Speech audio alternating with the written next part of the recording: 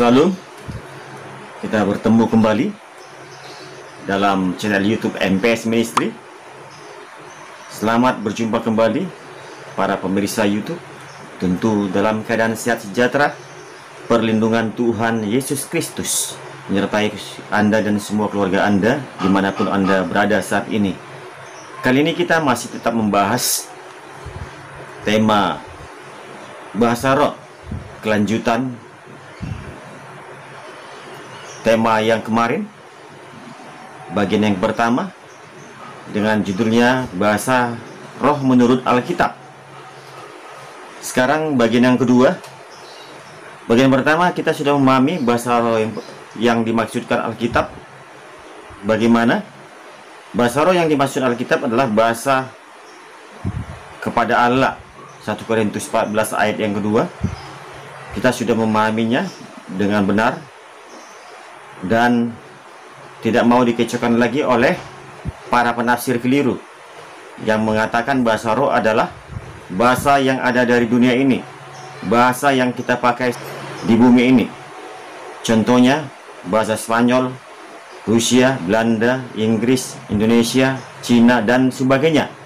Ada beberapa negara di Indonesia, ada beberapa negara di dunia. Kita ada tahu beberapa, hampir ratusan, 100 berapa ya jumlahnya itu. Mereka mengatakan bahasa roh itu adalah bahasa yang ada di bangsa-bangsa saat ini di bumi. Jadi kalau bangsa di bumi ini sekarang ada 200 bangsa atau negara, berarti 200 bahasa roh ada di bumi ini sekarang. Jadi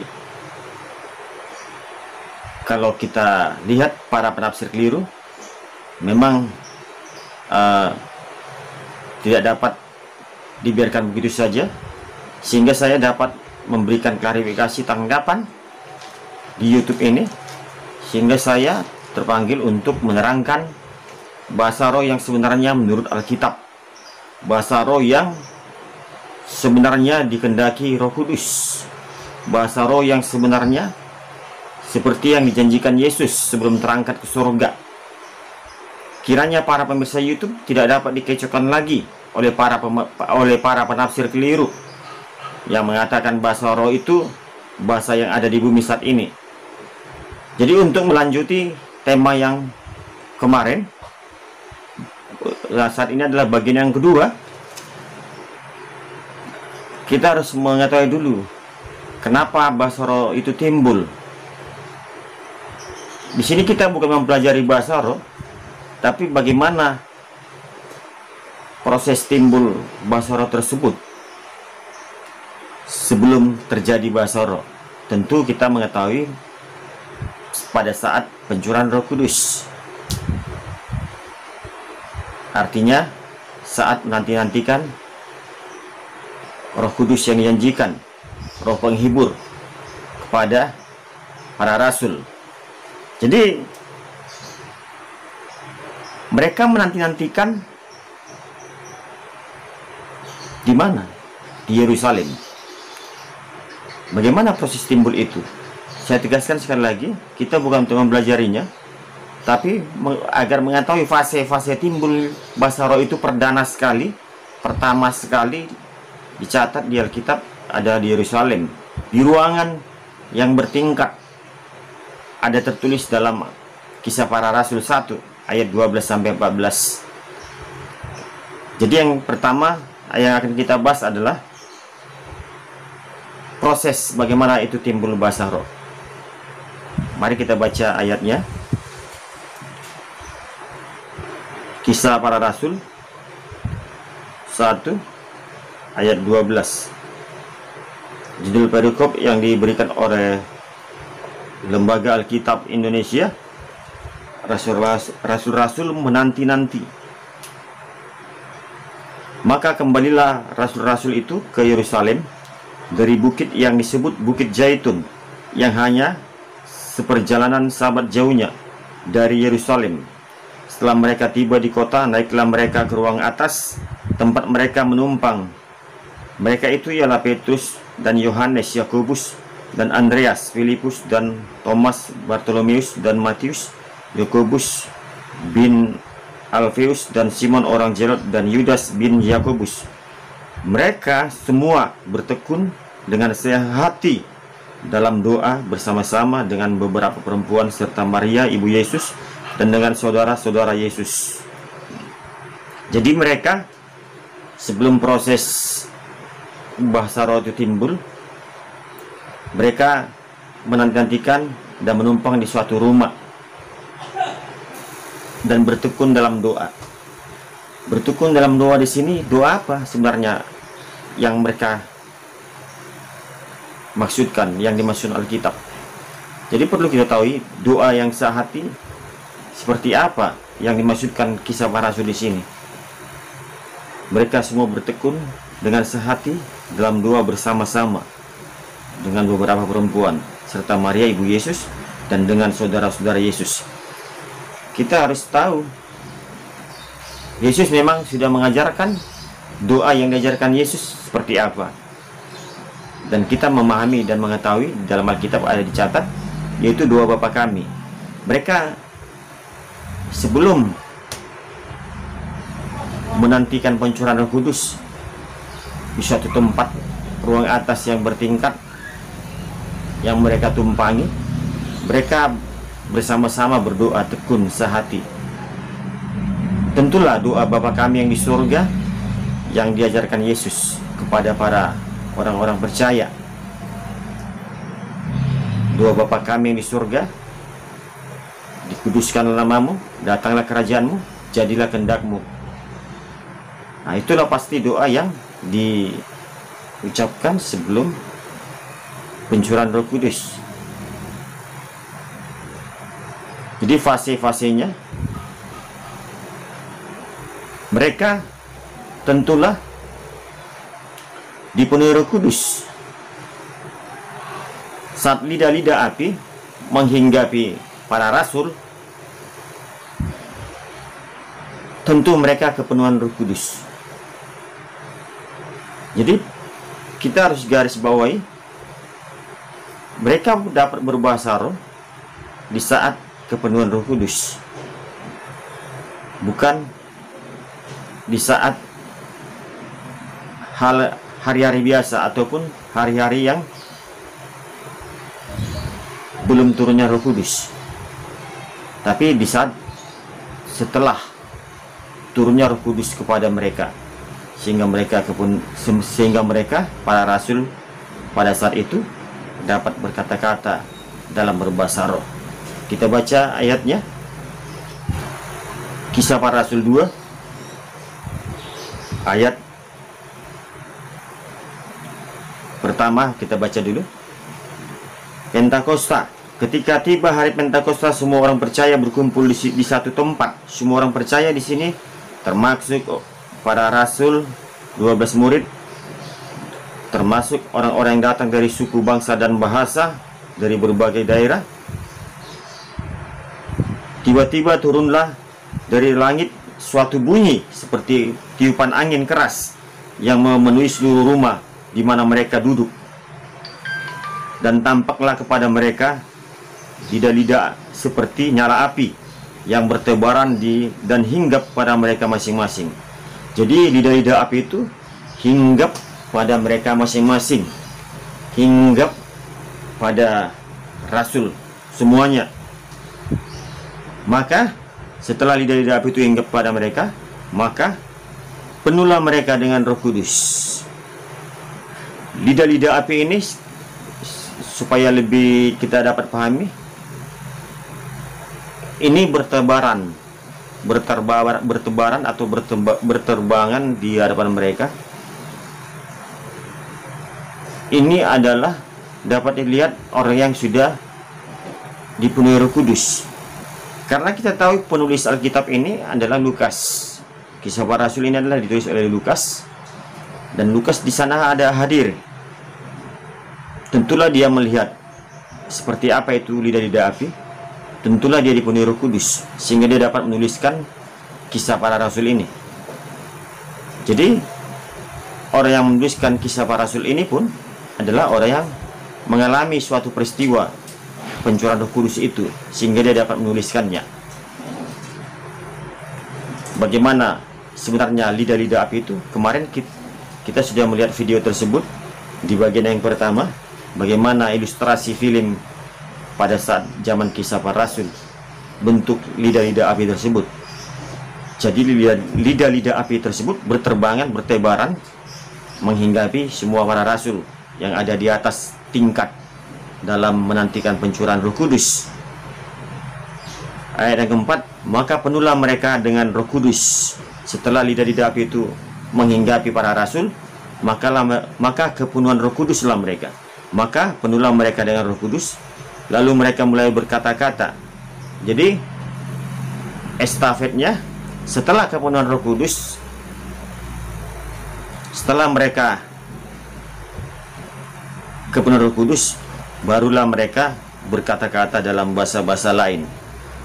Jadi estafet pertama tadi dihinggapi oleh lidah-lidah api, yaitu dari surga. Lidah-lidah api yang berasal dari surga, bukan berasal dari bumi, yang dapat dilihat oleh orang yang kepenuhan Roh Kudus. Lidah-lidah api tersebut dapat disaksikan dan dapat dilihat orang-orang yang kepenuhan Roh Kudus. Yang kedua, maka penuhlah mereka dengan Roh Kudus setelah dihinggapi lidah-lidah api.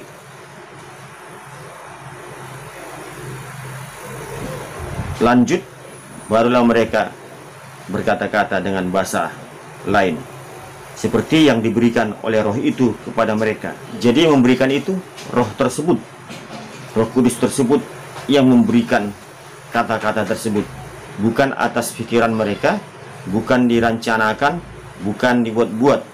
Jadi Roh Kudus tersebutlah yang memberikan untuk mengatakannya kepada para rasul. Jadi kosakata yang diucapkan bukan atas kehendak mereka. Kosakata, diftong, vokal, konsonan, beraturan atau tidak beraturan,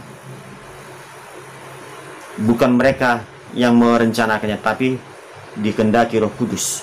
Roh Kuduslah yang menggerakkan lidah mereka. Roh Kuduslah yang menggerakkan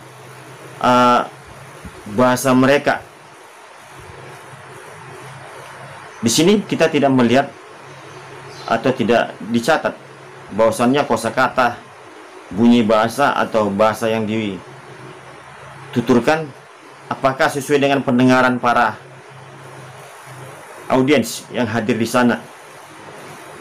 Alkitab tidak mencatat. Kita kemarin sudah bahas bahwasannya hanya mendengar, tidak melihat kosakatanya. Jadi kita tahu orang yang dipenuhi Roh Kudus bukan saja dapat berbahasa lidah, tapi dapat menafsirkan bahasa lidah atau Roh Kudus, dapat menafsirkan bahasa Roh Kudus. Kalau kita lihat ayat yang ke-6,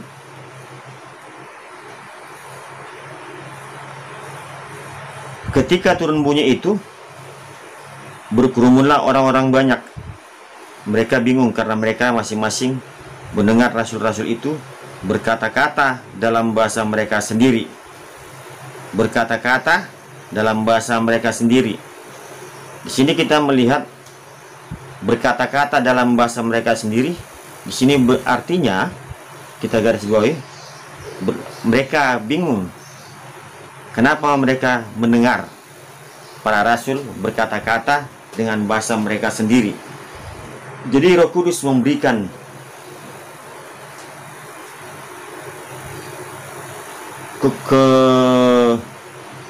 hendaknya kepada orang-orang yang hadir di sana, para audiens, orang yang percaya, untuk dapat menafsirkannya, sehingga orang percaya yang hadir di sana dapat menafsirkan bahasa roh yang dikumandangkan para rasul. Bahasa roh yang diucapkan para rasul dapat dipahami, ditafsirkan para audiens yang hadir di sana. Sehingga di sini dapat kita mengetahui bahasa roh itu adalah bahasa yang bisa mereka tafsirkan. Mereka diberi kekuatan oleh Roh Kudus mereka diberikan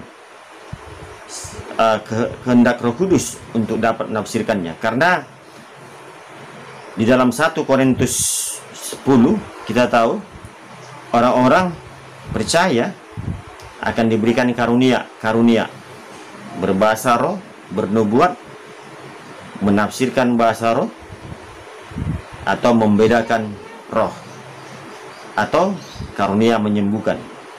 Jadi kalau para penafsir keliru menyatakan ini adalah sesuatu bahasa roh yang tidak ditafsirkan, mereka gagal paham di sini. Di ayat ke-6, para penafsir keliru mengatakan dialektos atau dialek atau logat bahasa daerah mereka yang dipahami para audiens, orang percaya yang hadir di sana. Di sini yang sebenarnya adalah mereka dapat menafsirkan bahasa roh tersebut seperti yang mereka dengar ke dalam bahasa mereka sendiri masing-masing. Jadi kita dapat mengetahui di sini bagaimana proses timbul bahasa roh tersebut. Yang kedua, apa sih manfaat bahasa roh tersebut bagi orang percaya? Yang pertama adalah untuk membangun diri sendiri. Yang kedua, untuk membangun jemaat. Kita baca ayatnya. 1 Korintus 14 ayat yang keempat. Siapa yang berkata-kata dengan bahasa roh, ia membangun dirinya. Jadi orang yang berkata-kata dengan bahasa roh adalah orang yang membangun dirinya sendiri. Tetapi siapa yang bernubuat, ia membangun jemaat. Selanjutnya ayat yang kelima. Aku suka supaya kamu semua berkata-kata dengan bahasa roh, tetapi lebih daripada itu, supaya kamu bernubuat. Sebab orang yang bernubuat lebih berharga daripada orang yang berkata-kata dengan bahasa roh, kecuali kalau orang itu juga menafsirkannya, sehingga jemaat dapat dibangun. Jadi bahasa roh dapat membangun jemaat kalau ditafsirkan. Jadi kalau bahasa roh tidak ditafsirkan, hanya membangun diri sendiri. Jika bahasa roh dikumandangkan di tengah jemaat tidak ditafsirkan, itu hanya membangun orang yang melakukan bahasa roh itu. Jadi present diri sendiri.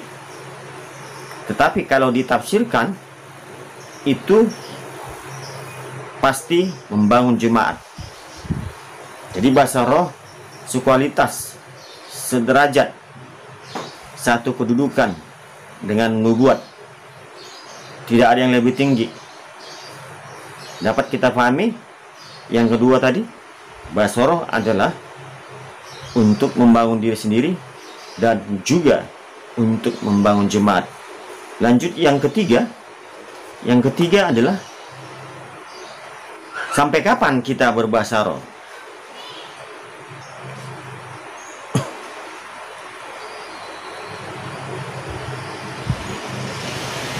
Sampai kapan kita berbahasa roh? Ini yang ketiga, yang terakhir, untuk melengkapi tema kita, bahasa roh menurut Alkitab. Kita tidak ditentukan waktu ataupun jangka masa untuk berbahasa roh. Tapi Yesus memerintahkan pada Markus 16 ayat 7, tanda-tanda orang percaya mereka dapat berbahasa roh. Kita baca terlebih dahulu Markus 16 ayat yang ke-17. Ayat yang ke-17 ini adalah waktu Yesus memerintahkan suatu misi kepada para rasul, misi untuk memberitakan Injil, menyampaikan kabar baik sebelum dia terangkat ke surga, dia menyampaikan perintah ini kepada para rasul. Saya bacakan dulu ayat ke-15. Lalu ia berkata kepada mereka, Yesus yang berkata, pergilah ke seluruh dunia, beritakanlah Injil kepada segala makhluk. Siapa yang percaya dan dibaptis akan diselamatkan, tetapi siapa yang tidak percaya akan dihukum. Tanda-tanda ini akan menyertai orang-orang yang percaya. Mereka akan mengusir setan-setan demi namaku. Mereka akan berbicara dalam bahasa-bahasa yang baru bagi mereka. Mereka akan memegang ular, dan sekalipun mereka minum racun maut, mereka tidak akan mendapat celaka. Mereka akan meletakkan tangannya atas orang sakit, dan orang itu akan sembuh. Jadi tanda-tanda ini saat misi itu disampaikan kepada rasul, sudah satu paket. Menyampaikan kabar baik, menyampaikan berita Injil. Jadi tanda-tanda ini menyertai orang percaya. Mereka dapat mengusir setan, mereka dapat berbahasa roh, mereka dapat menyembuhkan orang yang sakit. Jadi kalau ada para penafsir keliru mengatakan KKR atau kesembuhan kebangunan rohani atau kesembuhan ilahi yang diadakan oleh orang-orang percaya pada abad ke-21 saat ini adalah kekeliruan kalau mereka mengatakan itu tidak dapat dilakukan kembali atau itu tidak dapat dilakukan lagi saat ini. Kenapa?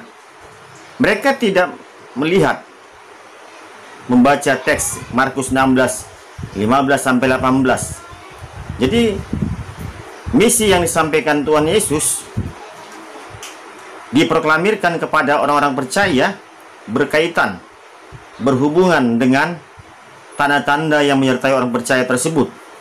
Jadi nggak dapat dipisahkan antara pekerjaan misi dengan tanda-tanda yang menyertainya tadi. Dapat berbahasa roh, dapat mengusir setan, dapat menyembuhkan orang yang sakit. Ini belum berakhir. Artinya bahasa roh pun sampai saat ini masih bisa dilakukan, sebab itu adalah berkaitan dengan misi.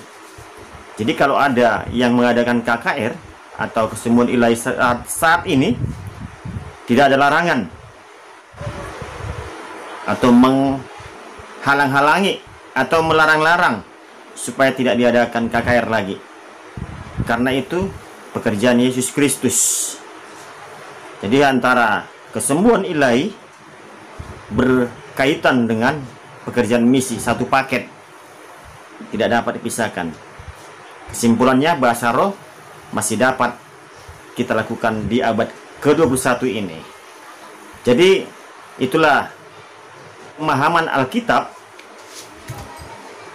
yang benar sesuai dengan tema yang kita dengarkan beberapa hari yang lalu. Di bagian kedua ini kesimpulannya, bahasa roh menurut Alkitab. Tadi yang pertama, fase timbulnya bahasa roh. Yang kedua, manfaat daripada bahasa roh. Yang ketiga, sampai kapan bahasa Roh Kudus dikumandangkan. Jadi 3 poin tersebut untuk menutup kesimpulan daripada bagian kedua, bahasa roh menurut Alkitab. Jadi 3 poin tadi adalah untuk melengkapi daripada bagian pertama minggu yang lalu, bahasa roh menurut Alkitab. Terima kasih para pemirsa YouTube yang sudah menyaksikan video saya ini. Biarlah mereka dapat memahami lebih dalam, lebih teliti pemahaman Alkitab mengenai bahasa roh yang sebenarnya, sehingga mereka, para pemirsa YouTube, tidak dapat dikecohkan lagi para penafsir keliru, sehingga dapat memahami bahasa roh yang sebenarnya adalah bahasa roh kepada Allah, bukan kepada manusia. Terima kasih. Jika ada yang kurang lengkap, bisa menghubungi saya di nomor WhatsApp di sini, sehingga nanti saya dapat menjelaskannya tentang makna bahasa roh secara lebih detail lagi. Jadi jika ada yang kurang paham tentang bahasa roh ini, dapat menghubungi saya di WhatsApp nanti, di deskripsi maupun di layar YouTube akan saya tuliskan. Terima kasih para pemirsa YouTube. Biarlah Tuhan membuka pencerahan dalam memaknai atau memahami tentang bahasa roh tersebut. Biarlah Roh Kudus terus menuntun, mengawasi, memelihara para pemirsa YouTube dimanapun berada, sehingga dapat memahami Alkitab dengan benar dengan tema bahasa roh menurut Alkitab. Terima kasih para pemirsa YouTube yang telah mensubscribe, yang telah men-share link MPS Ministry, dan bagi yang belum mensubscribe, biarlah mereka mensubscribe jika mereka diberkati, dan bagikan ini kepada teman-temannya, sehingga teman-temannya juga dapat memahami pemahaman Alkitab dengan benar. Apa itu bahasa roh yang sebenarnya menurut Alkitab? Back to Bible, kembali kepada Alkitab yang benar, sehingga kita memahami Alkitab dengan benar. Terima kasih, sampai bertemu kembali di lain waktu. Tuhan Yesus memberkati. Salam.